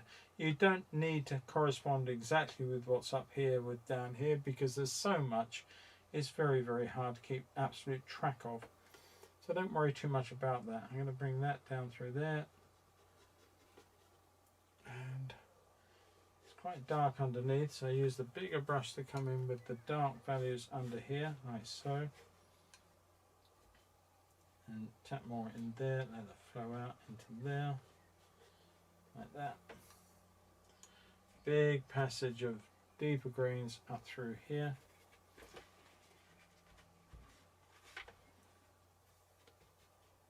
Off to the back, and while you've got that wet, then you may as well just literally create those negative spaces in here and the positive ones. There's all sorts of growth going on in here.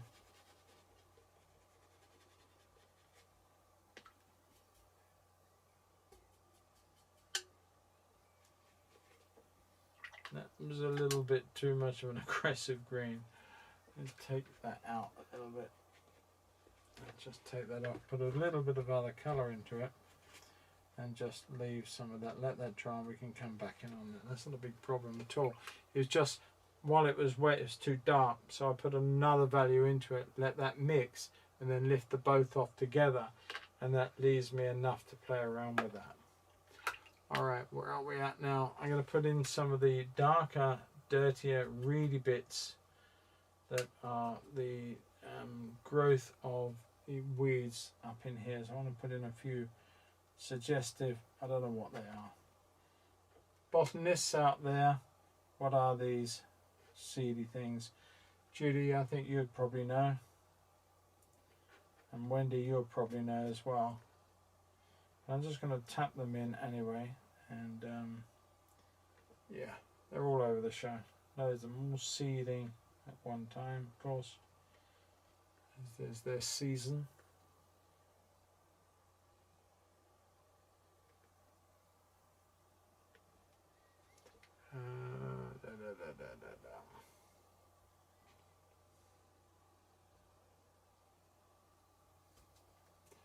A few going up the bank here, getting smaller as they go away.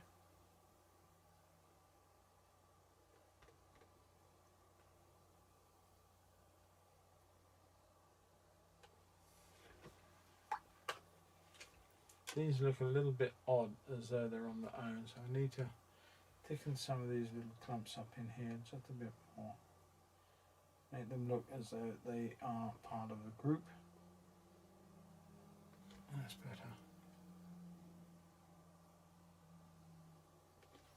better. Okay, that's fair enough. Right, I need to look at our gentleman.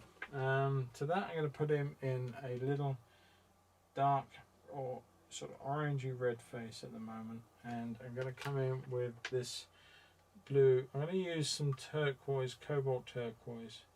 First time I've used it tonight, but I think it works with his shirt. Now we've got a green value, so I'm going to actually put that in, and a little bit of cobalt to that colour too, going in the front section and around to the back. And he's got his arm which is exposed, and let's leave that come down underneath with his shirt. I leave it like that. I'm going to lift a little bit off the shoulder, give him a bit of light. If we can't get enough off, we can go in with a bit of gouache later, and I probably will do that. Let's just go back in with a little bit of light on his arm, like so, and then let's give him some darker trousers that are down in the ridge, can't really see where they are. But again, perfect time to come up to there and just break off with a few shapes like that so we can see that that's where he is. And yeah, that's good enough, I think. Right.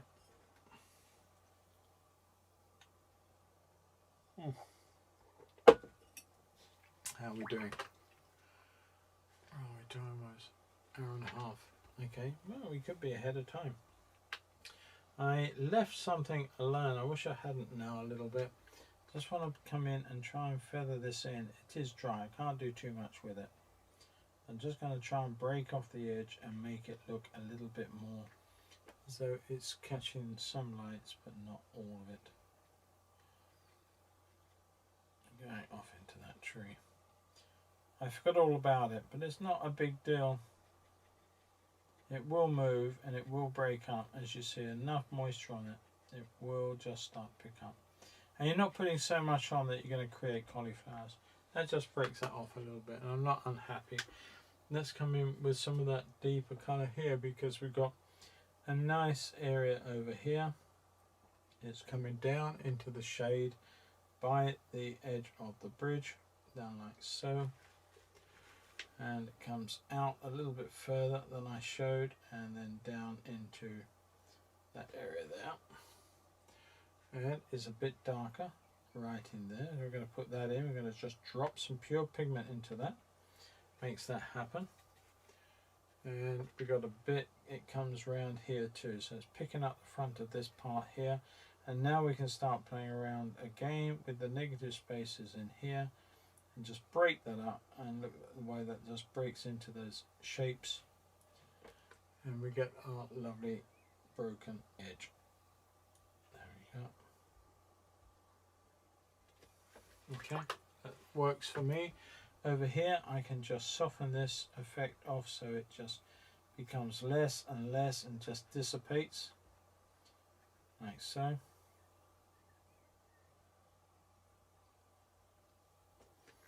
Okay, do I need to do a little bit of that on this? Well, yeah, I think I can just come in here, just give that a little ease into this area here.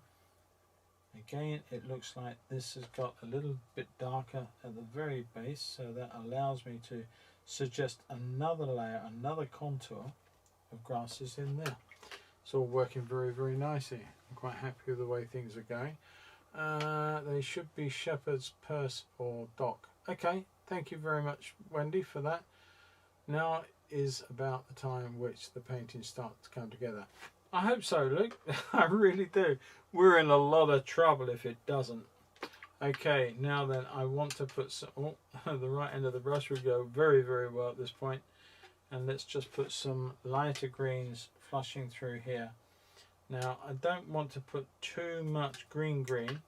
I do want to put a bit of water to some of this and allow this to come out into the lovely little bit of a glaze over the top to start the ball rolling with some of these lovely reflections in the water at this point. And they do get quite dirty, but greeny dirty, if that's the right thing to say. Like so. And you get where you get areas that are higher, and they will just appear to come in a little bit deeper into the water. I'm just going to do it like so. I'm not going to try and put the tufts of these reeds or grasses that are right in the foreground here. I'm not bothered with those at all. I do want to bring this reflection down, but there is some areas of light colour which I need to put in first. I just painted my trousers. I don't know what possessed me to do that, but there's some little light areas of green which are quite pale, and I've missed the trick actually. Let's come back in, see if I can gain this back, and put in a little bit of lemon aureolin to begin with. And these are like little lilies that are coming off, the native lily, and I'm going to tap that off and let that dry up, and hopefully we can come back and around, do the negative bit again and come in with the darks around them. Alright, so while we are doing that, I'm just going to wait and get the gouache out. And I want to use a much finer brush than the one I've got in my hand. A little rigger, bit of dampness on it, just pick some paint up. And for that, I just want to give our man his silver hair, his white hair, and a little light over the top of his head and over his neck and shoulder and his arm.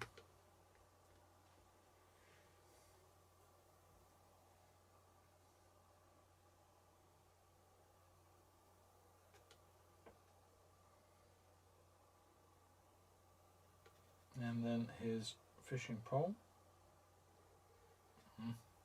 Which would be better with a steady hand. Hang on. So we can go that again. Fishing pole. Done. Check. Fishing pole sorted. Now then, I've got this little brush in my hand, and it's deadly when I've got a little brush in my hand. I just want to play around with some of these other colours that I keep seeing. Lovely cadmium red. Just pop it in one or two places through here. Like so. There's lots of, I mean, it's just full of wildflowers. I don't know what they all were. Doesn't really make an odds. They were just pretty. They were everywhere, all around this gentleman. I actually walked around where he was and had a natter to him. All his fishing equipment was there, but hidden. But yeah, it's cool. It's just a lovely day. Tap some of the power out of some of those.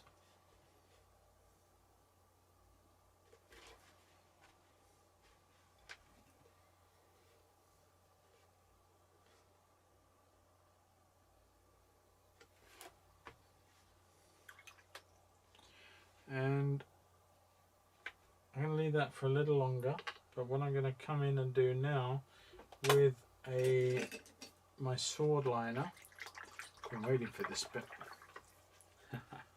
come in with some darks, or not so dark to start with. Get that cleaned out, get that going, get that brush working. That's it. I'm going to come in with some of this green to start with that we have been using. It should be dark enough for this job, but I just want to bring it in and put in our lovely reeds. Now this is a sword liner, and it's so good at doing a job like this. It really is. You can bring in all this lovely form and shapes, and all over the place it's going now. It's controlled. I'm not flicking it. I mean, it would be so much fun to flick. I'm going to bring in a little bit of Indian yellow. No, that's too much water. That's not good at all. A little bit more pure pigment on there would be good. There we go. Just a few of the lighter yellowy grasses that are to be found. Dying ones, I guess. Okay, now let's come back in. We've got our darks. Let's get rid of that for a second. We've got our green. A bit more. Bit of our yellow, bit of our indigo, certainly an awful lot of our orange. We do like that colour. It makes a real dark, big green, and we can come back in now and can, while this is still damp, we can let that come in, and it's just enough moisture in the rest of it to make it bleed, but you can see lights and darks, and you can see the water behind it, through it, still visible. The same thing here, you can bring all these through, and you've got lots of areas where the water is just showing and it's still there to be seen. And yeah, great. Really works very, very well. Down here you can leave negative spaces, you can have bits of green showing, or you can just make it very, very solid. I'm going to leave it a little bit of everything so you can not quite see where things start and stop.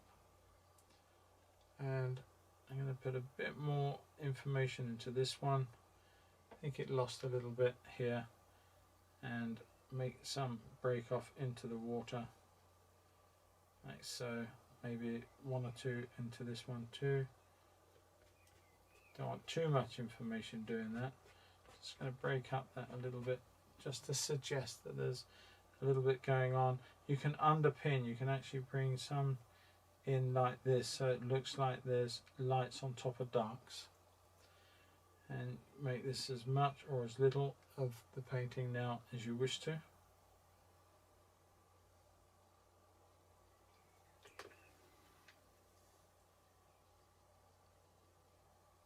Tapping pure colour into the bottom, giving weight to this very bottom part where all the roots are. Massive structure on these plants. And while we're doing this, now let's go back in, and the final push on this, let's just bring some dark in here, a little bit more orange into that, a little bit too much, a bit of green. Check that, come back in, and let's do some negative positive stuff again. Let's just bring some of that into there, like so, and just run some of these down. Lovely little touch once more happening. And let's now look at this. This is what I was trying to get to. I'm going to leave a little bit of broken line through here.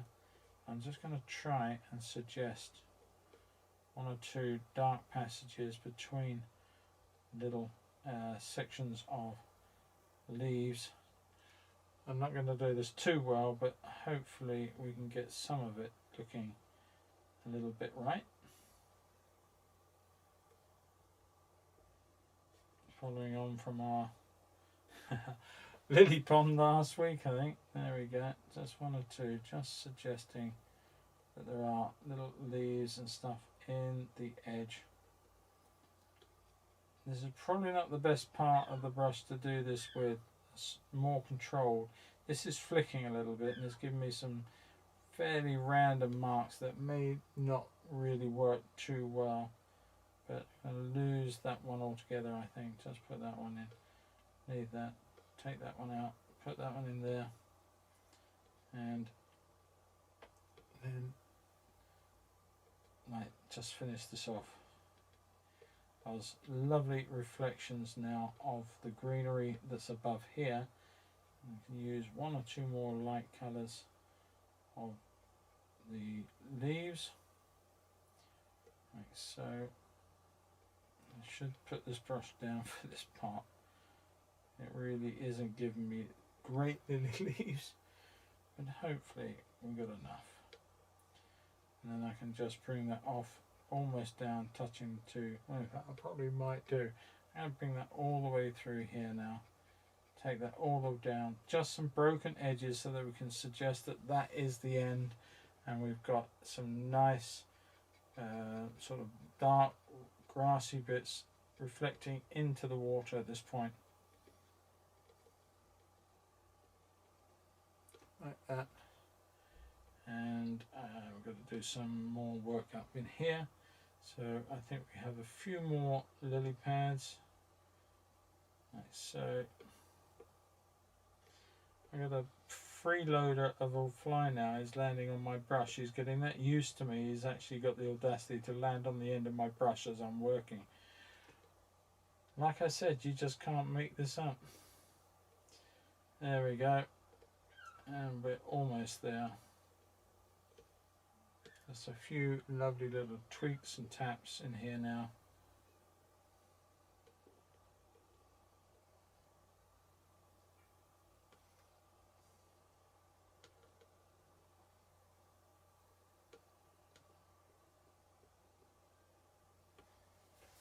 Okay.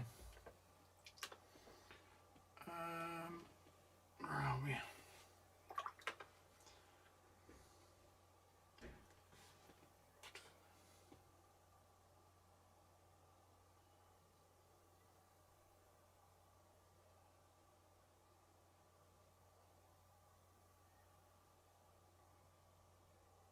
Oh, Well, I'm told there is a storm coming, but I haven't heard anything from here. We had a whopper this morning. I woke up at about 5 o'clock this morning and had to go and sort some electrics out because something had tripped during the night in here and everything was off. And I went outside to check the fish and everything, and all the pond filters and everything were off. So I had to sort that out. But as I was doing it, there's a few spats of rain and then the first big bolts of lightning, and it was awesome. I love thunderstorms. I really do. Right, well, I think we're pretty much there. I can keep playing around with bits of this, but I don't feel the real need to do that. I feel that we have done quite a bit to this, and if we are under 2 hours, I will be amazed. There you go. But yes, so I'm just going to put my little signature in a minute once that's dried. I'm going to put a signature on there, and once this is all dried off, I will just take off the stuff around. The one bit I haven't actually done, which I will do, I don't want it dark black. It's not going to be a real standard black. Let's just come in with a different brush because I know that one's going to cause a problem. So let's come in with a bit of indigo, a bit of red, a bit of grunge. Just mess it up a little bit with some of the other colours.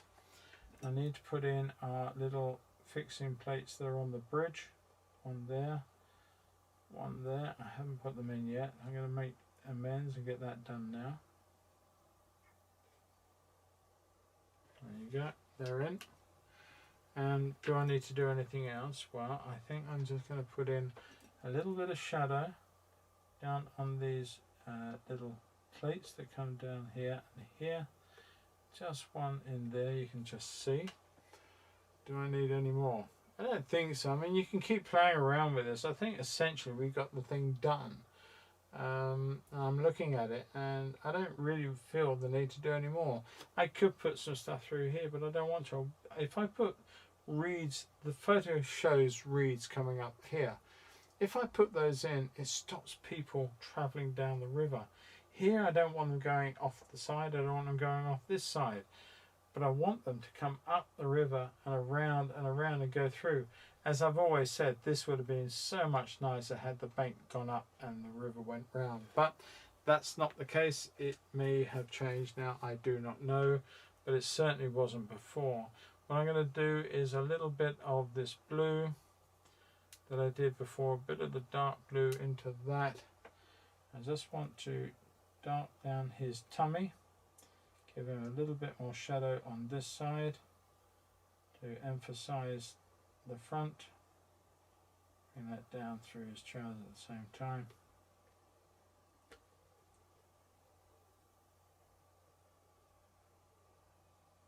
That works. We are done. It's still damp in places. I think I might be able to get a signature working in there now. So I'm just going to put a signature to one side.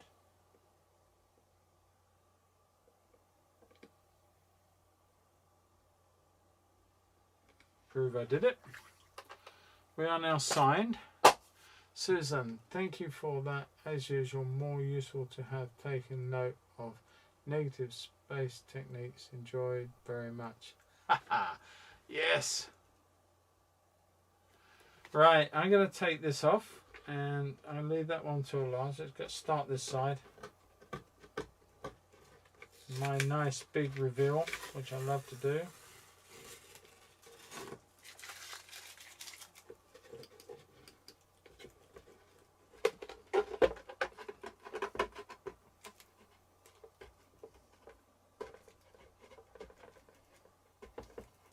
Come on.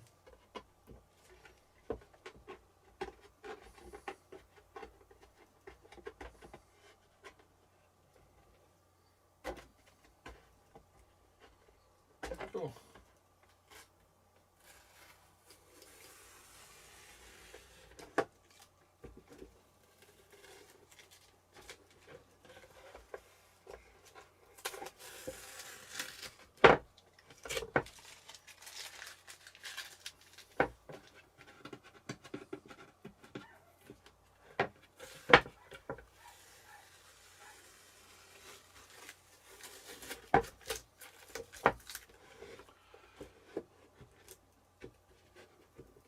there we are. One Bodium Bridge. I quite like this. I can't see too many problems with it. I don't know where my live chat's gone. Come on, where are you?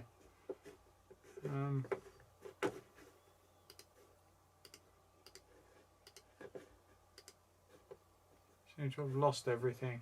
What's going on? Bear with me, I'll try and get you all back. I think you're all still there because I can see it on my thing. I'm going to use the chat on here for the moment and do it that way, I think. Right. No, I haven't had my phone. Obviously, I haven't. I was abysmal taking that lot off. I do apologise. Seems to be another bird in the sky. Anyway, I do hope that you've enjoyed this little stream tonight, and I've enjoyed painting this little scene. It's been a lot of fun. On Monday it will be an oil. I don't know what the subject's going to be as yet. I will think about it, and we will come up with something that'll be nice, I'm sure. I hope, anyway.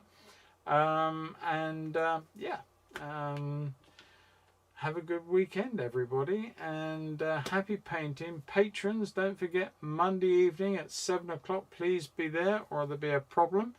And watch out in the Patreon posts, because there is an important announcement around payments and taxes on payments. It will all be explained in the post, and it's been brought upon us this last month. But things will change, but very, very, very, very little bits. Not much for you guys at all, but it's something that you need to be aware of. So I will appraise you of that. If you can keep an eye over the next few days, you'll see information regarding to that. In the meantime, what can I say?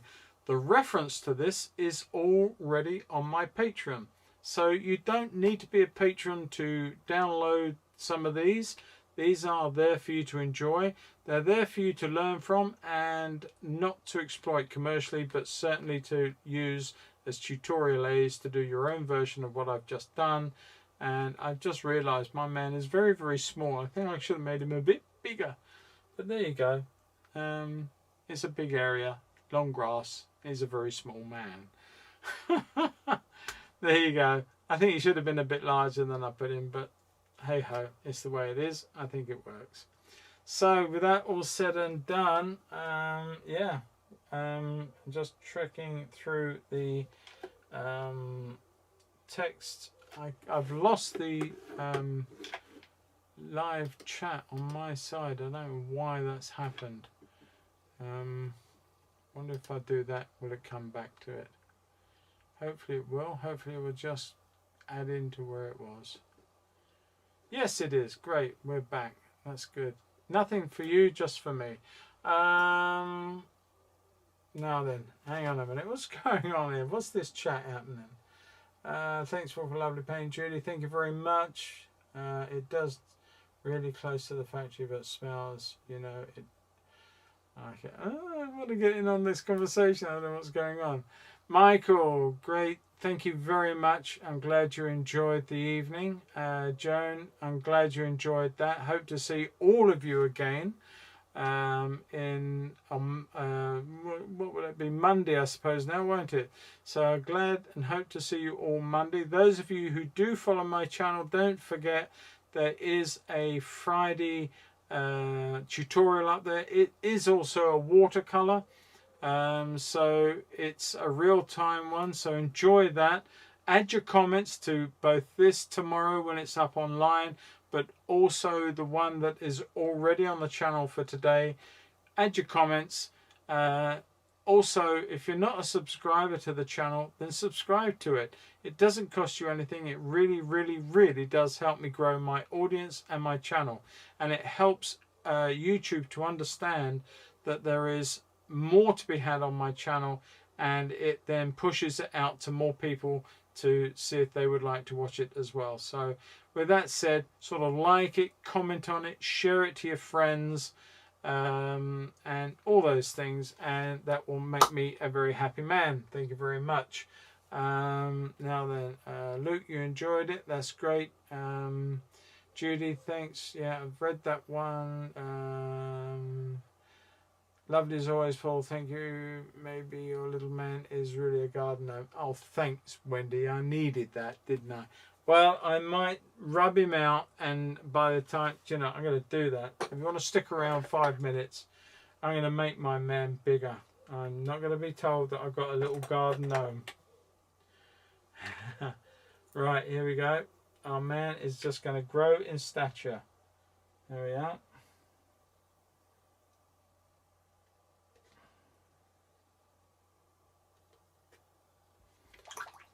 He's growing.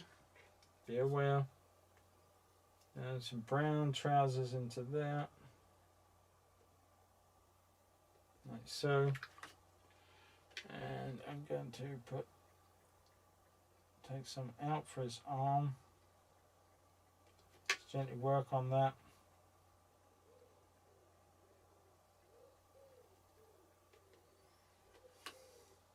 I'm going to give him a little bit of a... It's your own fault, Wendy. So you're going to be here for another half an hour now while I paint this man. Right, so...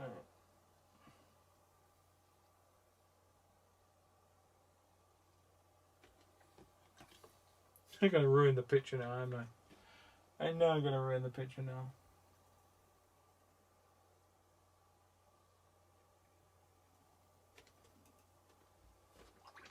Let that settle down and we'll come back in.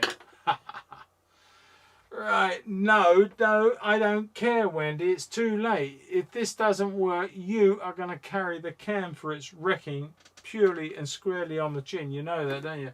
You know I'm not going to let you get away from this.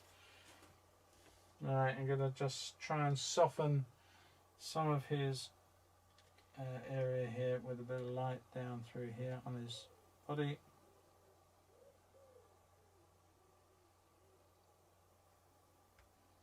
And on his head.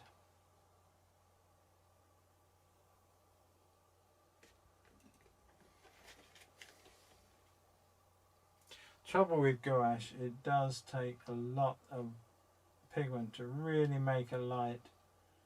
It just doesn't light, it just soaks in. But there you go for that. I'm going to add a little bit of orange to the mix here. And I just want to suggest the back light onto his neck and on his arms. More orange.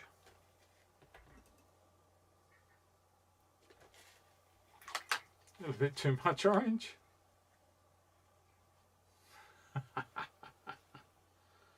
Too late, Wendy. You're done. That's it. You're in so much deep trouble now. I hope you realise that you've made my man. If anything, I made him too big now, but who cares? He was a bit too small, gotta say. I'm gonna just lift some of this green out here.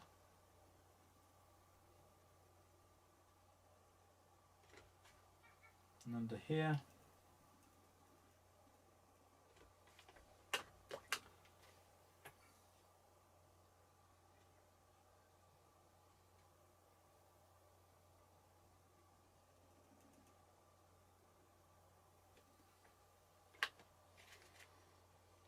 And I'm going to put another bit of highlight into the top of the arm here.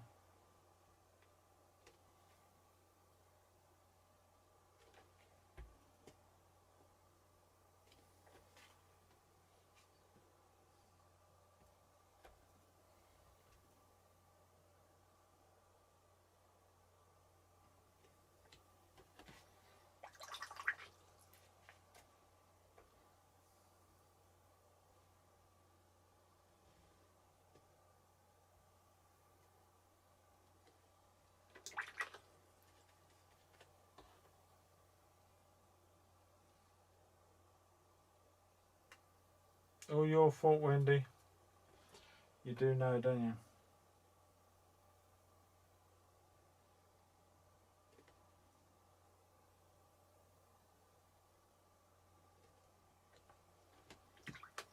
I think that man works better now than he does.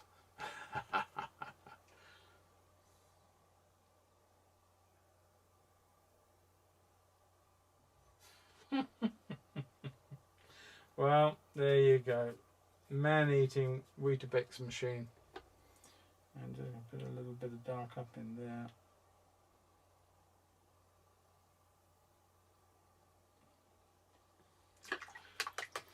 There you are.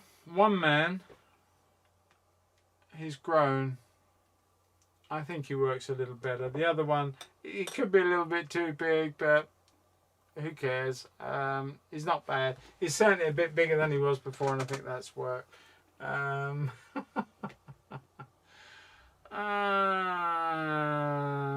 Okay, right, so there we are. We're going to finish for the second time. I'm done. I'm going to go and have a chill, going to have a Guinness, and I'm going to wish each and every one of you a fond good night. And I do hope that we'll see each of you very, very soon on the next stream. Spread the word around, spread everything around that you can. And yeah, let's just see what happens. And Derek, see you Monday, mate. Wendy, you can't dig yourself out of this one, girl. You're in so much trouble. You know that? I tell you. I would go and head for the hills and bury your head deep in a cavernous cave and stay there for the weekend. Ben, good evening, mate. Good night, and thank you for joining us. And yeah, that's fantastic. Good night, Judy. Thank you very much for joining us. And everybody else, I don't know how many we ended up with at all. But I don't know. We're down to about 14. I don't know we had as many in tonight as we normally do, but that's not a problem. I'm just glad of everybody who did come in. And yeah, all the very, very best to everybody for... He's a big guy, Wendy. All right. Good night, everybody. And I'll leave this on for a few minutes for everyone to say cheerio to each other. And yeah, I'll catch each and every one of you on Monday evening. And I'll see all my patrons, I hope, on Sunday evening. Take care, guys. Happy painting. Catch you all soon.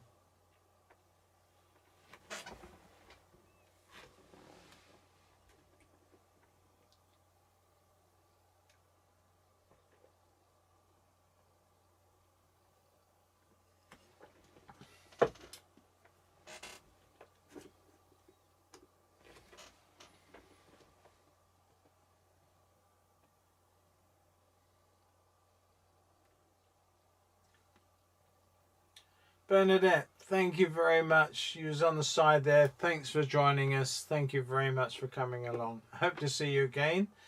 And all from our American friends that were on earlier. I hope you're still there. And if you are, I hope to see you all again next week. That'll be fantastic. Yeah, I'll see you soon, Wendy, on Sunday. That'll be great. And yeah, I'm done. Done it. That's it. Wendy, you are such much trouble. Yes, she is, Judy, I've got to say. And she knows she is. So, you know, there's no getting away from it. There were witnesses, 14 or 18 of you as witnesses. So, there you go. I had a perfect little gnome, and she made it into a man-eating Weetabix machine. But there you go. Night, everyone. Catch you all soon. Bye-bye.